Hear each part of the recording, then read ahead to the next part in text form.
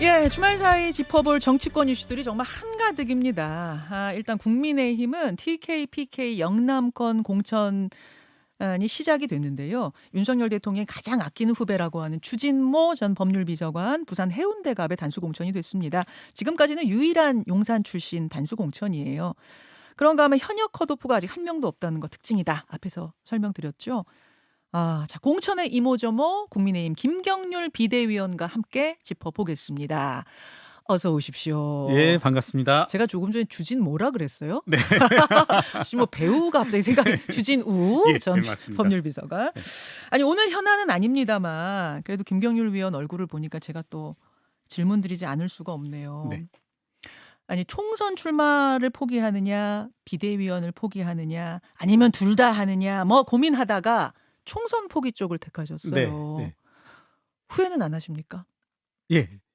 이게 여러 가지로 가장 편할 것 같아서 여러 가지 뭐 보이지 않는 곳에서 발신처가 불분명한 곳에서 여러 가지 요구가 있었거든요. 특히 이제 말씀하신 것처럼 비대위원을 그만두고 음. 마포울에 출마를 하여라. 뭐 이런 것들이 있길래 뭐 둘 중에 하나 선택해야 된다라면 예. 당을 위해서도 특히 좁게 보면 한동훈 비대위를 위해서도 지역구 출마를 포기하는 게 낫겠다. 여러 가지 사천 논란을 일으켰던 그렇게 해서 뭐 결정을 했고 훨씬 편합니다. 과거에 비해서. 아니 혹시 김경률 비대위원이 직언하다가 불출마 당한 거 아니냐 뭐 이런 얘기도 일각에서 있었잖아요.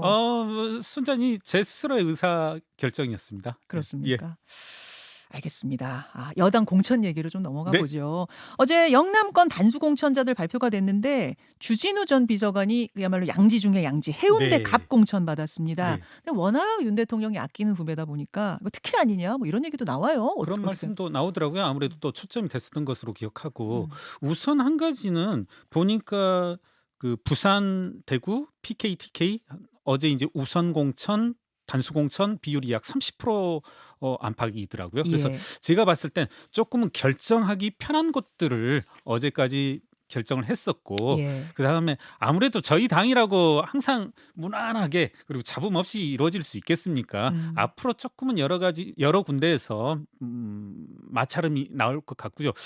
그리고 주진우 전 비서관 같은 경우는 전 이렇게 봅니다. 개인적으로는 뭐 면식은 없습니다만은 이렇게 업무 처리한 거라든가 이렇게 본다라면 이분이 윤석열 대통령과의 친분 혹은 대통령실에서 근무 경력이 없다 하더라도 예. 충분히 또 단수 공천 될 수 있는 분이 아닌가. 그 정도 경쟁력이 있다고 보세요? 저는 개인적으로는 그렇게 봅니다. 그래서 어. 오히려 주진우 비서관에 대해서 뭐 다른 식으로 컷오프 된다라든가 다른 식의 배려가 있다라면 오히려 역차별 그런 논란도 있지 않았을까. 지금 말씀하신 것처럼 소위 말하는 이제 국민의힘 입장에서는 당선 안정권이라고 할 수 있는 곳엔 유일하게 된 거지 않습니까? 지금까지는. 그렇죠. 예. 앞으로 또 몇 명이나 될지 모르겠습니다만은 과거에 윤석열 대통령과의 친분, 용산 대통령실의 근무 경력 이걸 가지고서 문제 삼기에는 조금은 아직은 좀 성급하지 않나 이런 생각을 해봅니다. 정영환 공관위원장이 어제 뭐라고 했냐면 앞으로가 고차 방정식이다. 네. 지난 절반까지는 그래도 무난히 왔는데 네. 앞으로가 고차 방정식이다 이렇게 이야기를 했습니다. 그러니까 영남권 인사들을 수도권으로 재배치하는 작업, 예. 어떤 조정 작업이 예. 이제부터 있는 건가요? 그 과정에서 반발이나 뭐 이탈이 나오진 않겠습니까? 제 생각에는 뭐 있을 수 있지 않겠습니까? 우리라고 뭐 지금 민주당에서는 아주 시끄러운데 국민의힘이라고 뭐 그런 것들이 없이 이루어지리라고는 생각하지 않고요. 저는 어떻게 보면 민주적인 정당에서 그 정도 어떤 있을 수 있는 마찰들은 우리가 감내해야 되지 않나 뭐 이렇게 생각합니다. 그 과정에서 뭐 합리적인 이유가 있다 모르겠는데 용심 인사들 때문에 그러니까 뭐 용핵관 인사들 때문에 내가 네. 밀려나는 거야 이런 경우는 정말 제3지대로 가거나 예. 이럴 수도 있는 거 아니에요? 그 부분을 포인트로 보고 있던데요. 그렇겠죠. 근데 이제 저는 개인적으로 예. 어제도 당헌 당규를 쭉 한번 살펴봤었는데 이와 같은 공천이라고 하는 것들이 공관위를 거쳐 지금으로 따지자면 이제 비대위의 의결에 의해서 이루어지니까 제가 봤을 때 불합리한 것이라면 우선 저부터도 좀 문제를 삼을 거고요. 예. 어떤 가장 먼저는 그리고 최종적으로는 국민의 시각에 비추어서 결정해야 되지 않나 이렇게 생각합니다. 용핵관 공천, 국민들이 납득하지 못할 공천이라면 나부터 반대하겠다. 전 그러겠습니다. 예. 마지막에 비대위에서 다 결정을 최종 의결을 하는 거예요? 예, 그렇습니다. 예. 어제 당규를 제가 다시 찾아보니까 의결토록 되어져 있고 그러니까 어제 이제 보도들이 나왔었습니다만은 예. 이론상으로는 그리고 어떤 당의 질서상으로는 오늘 뭐 비대위에서 뭐 과반 이상이 반대를 하면 안 되는 겁니다. 네. 그렇군요. 그 서울 같은 경우에는 지금 중구 성동 을 지역구인가요? 예. 하태경, 이해운, 이영 예. 세 명의 거물이 다 신청을 해서 그러시더라고요. 여기는 어떻게 조정으로 생각하고 계세요? 한번 여러 경로로 그분들 몇 분들 이제 의견도 제가 직접 청취도 하고 했었거든요. 근데 뭐 이분들 모두 다 일단 경선은 받아들이겠다. 그리고 경선이 합리적으로 그리고 본인들이 받아들일 수 있는 절차에 의한 것이라면 본인들은 받아들이겠다. 오히려 강제적인 재배치 예. 이런 것들을 조금 뭐라고 할까요? 뭐 자존심 상해하시고 뭐 그런 분들이 계시더라고요. 저는 이곳에서 셋이서 경선을 하고 그 결과에 따르겠다. 뭐 이런 식으로 말씀하시는 분도 계셨습니다. 김경률 비대위원도 그쪽이 맞다고 보세요. 강제 재배치보단. 저는 세 분들이 아깝잖아요. 그래서 조금은 재배치도 있어야 되지 않을까. 네. 아하. 물론 한 분 한 분은 뭐 자존심이 상할 수도 있겠지만은 당 전체의 어떤 뭐랄까요? 그런 비전, 전망을 따진다라면 조금은 재배치도 필요하지 않을까 그런 생각을 합니다. 아직도 거기는 그 최종 결정이 안 된 거네요. 그렇게 알고 어떻게 있습니다. 할지. 네. 알겠습니다. 그나저나 지난번 나오셨을 때가 이제 한동훈 비대위 3주가 예. 됐을 때였는데 그때 제가 몇 점 주시겠습니까? 한동훈 비대위원장. 그때 네. 88점 주겠다 아, 그러셨어요. 그런 기억이 납니다. 지금 한 2달 지났습니다. 지금은 몇 점 주시겠습니까? 지금요. 점수를 준다라면 지금은 92점 정도? 4점이나 올라갔어요? 예. 92점이면 엄청나게 높은 점수인데? 네. 어떻게 그렇게 높은 점수를? 한번 이런 예를 한번 들어볼게요. 그러니까 저뿐만 아니라 한동훈 위원장과 이렇게 대화를 하면서 그리고 외부의 평론가분들 많은 분들도 방송에서라든가 이런 방식은 안 된다. 뭐 그런 이런 방식은 안 된다. 그리고 뭐 이런 건 안 된다. 특정 어떤 구체적인 사안에 대해서도 이러면 안 된다. 이게 지금 21세기 2024년인데 그런 동떨어진 방식을 쓰느냐 그런 지적들이 많았었거든요. 저도 아하. 좀 개인적으로 반대한 그런 사안들도 있는데 그런 것들이 결과적으로 보면 성공을 하였더라고요. 그래서 제가 여기에서 이제 성공이냐 실패냐 따지는 건 뭐랄까요? 어떤 여론의 추이, 객관적인 수치로 나타나는 뭐 추이로밖에 말씀드릴 수밖에 없는데 네. 결국 이렇게 본다라면 제가 틀리고 또는 많은 정치 평론가분들이 뭐 틀리다 내지는 뭐랄까 약간은 어긋났다. 네, 어긋났다. 예측이. 이렇게 볼 수 있는 방면에 한동훈 위원장의 이 방식들은 정치 첩보라고 감히 말할 수 있을 만큼 없을 만큼 조금은 뭐랄까요? 심지어는 약간 노예하다까지 노예하다는 생각이 들 정도예요? 정말 대단하다. 옆에서 보면. 예, 그런 생각이 드는 경우가 많았습니다. 그래서 저는 이 부분에 관해서 뭐 이분을 정말 여의도 정치 초보라고 하긴 아닌 것 같고 뭐 92점 정도는 줄 수 있지 않나. 허허. 네.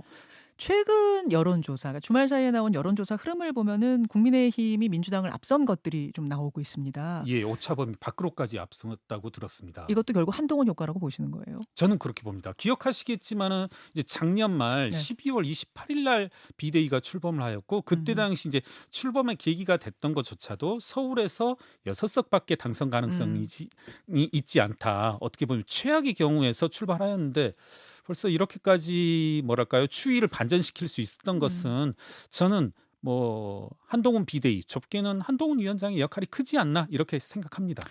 하지만 여전히 변수는 대통령 지지율이다. 이런 얘기들 해요. 네. 왜냐하면은 대통령 임기 중반에 치러지는 총선이기 때문에 네. 정권 심판론이 언제라도 고개를 들 수 있는 거 아닙니까? 아, 네, 그렇습니다. 그 생각 하고 계시죠? 아, 그렇습니다. 예. 특히 지난 금요일에 카이스트 졸업식 축사 도중에 졸업생이었던 녹색정의당 대전시당 대변인가 졸업생이면서 동시에 녹색정의당 예. 대변인인 신민기 대변인이 네, 네. R&D 연구비 축소에 대해서 항의를 하다가 또 한 번 사지가 들려서 그 행사장을 떠나게 되는 네. 그런 일이 있었습니다. 물론 경호처는 불가피한 조처다 이렇게 예. 얘기를 했습니다만 입틀막 대통령 아니냐 또 이렇게 성난 여론도 분명히 예. 있습니다. 예. 어떻게 생각하세요? 이 문제 가지고 저도 좀 오늘 새벽에 일어나서 정말 1시간 넘게 좀 기사 찾아보고 공부하고 했었는데 네. 정답은 있는 것 같아요. 정답은 오바마 대통령의 사례. 네. 그런데 과연 오바마 대통령의 사례라 하면 이민 정책에 대해서 얘기할 때 뒤에 청년이 한국계 청년이 항의를 했고 경호원들이 막아서려고 하자 그 막아서지 말아라 하고 이야기를 다 들었죠. 그렇죠. 그렇게 한 것이 제가 봤을 땐 오늘 점수 이야기 나왔으니까 한 100점 만점에 한 180점 줄 수 있는 것 같아요. 오바마는? 예. 그런데 그렇게 못했다고 해서 욕할 수 있냐 하면 그건 의문인 것 같아요. 어. 심지어는 저조차도 뭐 스스로 자유주의자로 자처하고 얼만큼 언론의 자유를 뭐 마음껏 이야기하지만 최근 한 달 동안 극렬 유튜버 분들이 막 쫓아다니면서 저를 욕하는 분들이 계시거든요. 그렇습니다. 그런 분들 보면 정말 야, 저 사람들 좀 어떻게 했으면 좋겠다. 예, 예. 이런 생각이 드는데 예. 제가 드리고자 하는 말씀은 참 이게 오바마 대통령을 100점으로 두더라도 그렇지 못한다고 욕을 할 수 있느냐. 그리고 제가 이제 진중권 교수님의 입장을 항상 레퍼런스로 참고로 삼는데 자유주의자. 예. 예. 자유주의자의 스승. 이제 뭐 우리 진 교수님께서 과거 강성애 의원 때 그리고 이번에 우리 카이스트 대학원생 이 사례를 들어서 여러 가지 입장을 하는데 만약에 저에게 어제 저녁에 물어봤으면 진중권 교수님하고 똑같을 것 같아요. 정말 입장이. 이 진중권 카이스트 예. 학생에 대한 입장도. 근데 제가 오늘 새벽 쭉 봤더니 제가 진 교수님 입장과 같았다라고 하는 것은 한 두 가지 정도 단서가 있었을 것 같아요. 하나는 우발적이었냐. 조금은 카이스트 학생분께서 그날 졸업식 현장에서 대통령의 발언을 듣고 조금은 욱할 수 있을 것 같아요. 이렇게 R&D 예산 다 깎아놓고서 R&D에 대한 투자를 아끼지 않겠다 하는 게 순간적으로 분명히 청년으로서는 욱할 수 있다라는 생각이 들거든요. 예. 일단 우발적이었냐. 두 번째는 사전적인 그와 같은 학생의 행동에 대해서 경호처의 사전적인 대처가 있었냐. 곧바로 입 틀어막고 순식간에 끌어냈냐.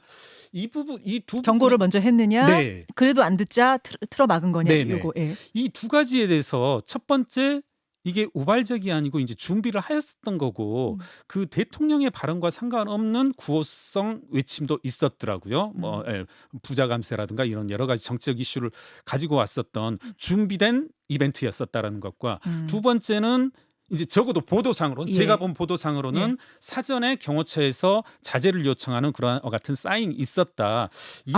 바로 입 맞고 사진 든 거 아니었어요? 예, 그거 아니라고 보도에 나오더라고요. 이건 좀 사실관계를 따져봐야 될 것 같은데 여러 보도들을 보니까 사전에 조금 경호처에서 자제를 요청했고 그것에 따르지 않자 이제 소위 입틀막하고 이제 끌고 나간 것인데 물론 그거 자체는 보기 안 좋은 건 저도 인정하는데 저는 이 두 가지 측면을 본다라면 과연 지금과 같은 저는 뭐 우리 사회가 분명히 민주적인 단계에 도달했고 여러 가지 발언의 기회가 주어진 상에서 그와 같은 이벤트가 과연 적절했냐. 그리고 다른 루트는 없었느냐. 네, 그렇습니다. 왜 꼭 졸업식 행사장에서 그래야 하냐 그 말씀이신 저는 거예요? 그 부분에선 조금 의문이 듭니다. 예, 그 행동에 대해서. 그리고 두 번째는 사전에 경호처에서 자제 요청이 있었음에도 불구하고 꼭 그와 같은 방식으로 했었어야 됐는지 저는 그런 의미에서 본다라면 과거 진보당의 강성애 의원의 모습과 좀 겹쳐지는 부분이 상당했다. 알겠습니다. 이 이야기는 2부에 이 졸업생 신민기 씨 인터뷰가 저희가 준비가 돼 있어요. 거기서 좀 확인을 해보도록 하고 그나저나 김건희 여사 자꾸 또 곤란한 질문만 제가 이렇게 드리는 것 같아서 각오했으니까 김경률 괜찮습니다. 비대위원한테는 제가 좀 그렇습니다만 63일 만에 일정 하나가 공개됐습니다. 한강에서 수색 중에 순직한 경찰의 순직 4주기를 맞아서 유가족에게 편지와 과일 바구니를 전달하는 요 행보 공식 활동에 다시 나선 걸로 봐야 되는 걸까요? 어떻게 보세요? 그렇고 또 하나 또 있었죠. 어제 점심 오찬이라고 해야 되죠. 우리 이정재 씨하고 그다음에 넷플릭스 대표와 이제 오찬 자리에도 함께 있었다고 하는데 이 정도 되면 활동을 재개했다고 봐야 되지 않을까요? 그렇게 본다면 저는 조금 아쉬운 것이 저는 뭐 소위 말하는 영부인께서 임기 내내 활동을 중지할 수는 없다. 어떤 식으로든 공식적 비공식적인 활동을 할 수밖에 없는데 아쉬운 점은 물론 대통령께서 연초 대담에서 제2부속실 설치를 검토한다고 했지만은 이와 같이 연동돼서 영부인께서 활동을 하기 위해서는 최소한 국민들에게 제2부속실 설치 나아가서 특별감찰관 선임 이 정도까지는 하고서 했어야 되지 않나 그런 면에서 조금은 아쉽습니다. 약속했던 거 그것만으로도 충분하지 않다고 물론 야당은 얘기합니다만 그나마도 지금 안 하고 공식성상 등장하는 건 좀 아쉬운 면이 전 아쉽다. 이 부분은 어떤 식으로든 대통령실이 빠른 시일 내에 보완이 있어야 되지 않나. 예, 그렇습니다. 정리하자면 저는 영부인의 활동 있을 거다. 3년 내내 앞으로 3년 예. 반 동안 계속 숨어 있을 수는 없잖아요. 예. 공식 석상이 안 나타날 수도 없고. 그렇다면 최소한의 조처는 알겠습니다. 국민들에게 납득할 수 있는 그런 조처는 보여줘야 된다.